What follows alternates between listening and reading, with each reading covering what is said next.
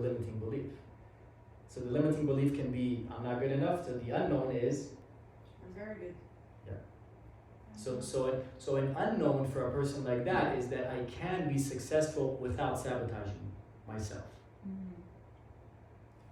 And it's filed as danger and as pain. What does that mean? What does that mean?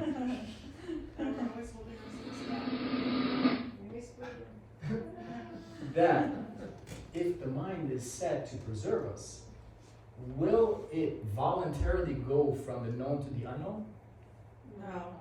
No, because Danger and fear and pain. yes, and if it leaves the known, it thinks that the organism will die. Yeah.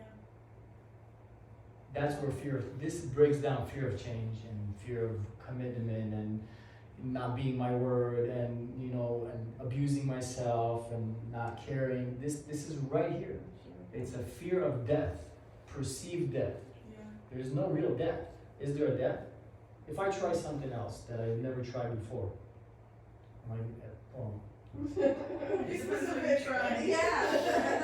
if I try to be good enough, and even though I'm saying that I'm not good enough, am I gonna die? No. But the mind literally thinks that I'm gonna die.